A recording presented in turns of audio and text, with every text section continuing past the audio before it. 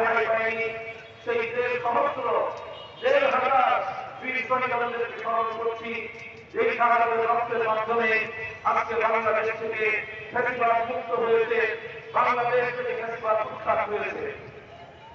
এই সকল শহীদদের জন্য আল্লাহর দরবারে শাহাদাতের কবুল করার জন্য দোয়া করছি এবং তাদের শোক সন্তপ্ত পরিবার পরিজনের প্রতি আমরা সমবেদনা জ্ঞাপন করছি।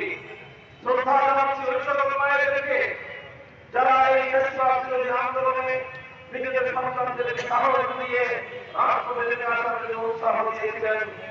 আমি বিশ্বাস করি যে জাতির মায়েরা আমাদের সন্তানদেরকে অন্যায় অবিচার এবং জুলুমের বিরুদ্ধে প্রেরণা যোগাতে পারে, সেই জাতিকে পৃথিবীর কোনো শক্তি সারা পরাজিত করতে পারবে না।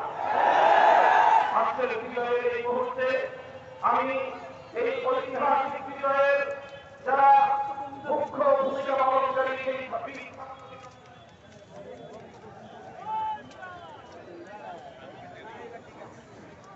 মুখ্য ভূমিকা পালনকারী বীর ছাত্র জনতা সহ এদেশের সকল শেখ হাসিনা এবং তার স্বৈরাচারী 15 বছরের আমলের নির্যাতিত সকল রাজনৈতিক নেতৃবৃন্দকে আমি সতর্ক করে একটি কথা বলতে চাই।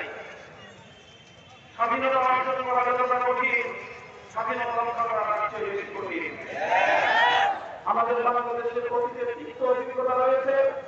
1971 সালের সেই মহা মুক্তিযুদ্ধের মধ্য দিয়ে বাংলাদেশের স্বাধীনতা অর্জিত হয়েছিল। এই স্বাধীনতার সূচনা হয়েছিল আল্লাহর উপর অবিচল আস্থা এবং বিশ্বাস প্রকাশের মধ্য দিয়ে। বলা হয়েছিল এদেশের মানুষকে মুক্ত করে দেওয়া হবে ইনশাআল্লাহ। ইনশাআল্লাহ হবে আল্লাহ শক্তির উপর অবিচল আস্থা এবং বিশ্বাস থেকে শুরু হয়েছিল মুক্তিযুদ্ধ। এই মুক্তিযুদ্ধের আগে এদেশের মানুষের সঙ্গে প্রতিজ্ঞা করা হয়েছিল, অঙ্গীকার করা হয়েছিল যে নির্বাচিত হতে পারবে এই বাংলাদেশে কোরআন সুন্নাহ বিরোধী কোনো আইন তৈরি করা হবে না। কোরআন সুন্নাহ বিরোধী কোনো আইন তৈরি না করার কমিটমেন্ট এবং অঙ্গীকারের মধ্য দিয়ে এদেশের মানুষ তাদেরকে সমর্থন জুগিয়েছিল। ইনশাআল্লাহ বলে আল্লাহর উপর অবিচল আস্থা এবং বিশ্বাস জ্ঞাপন করে শুরু হয়েছিল এই মুক্তিযুদ্ধ।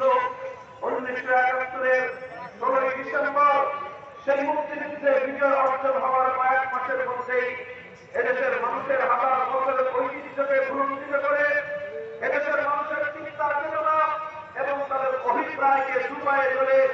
মুক্তিযুদ্ধের চেতনাকে পদদলিত করে 71-এর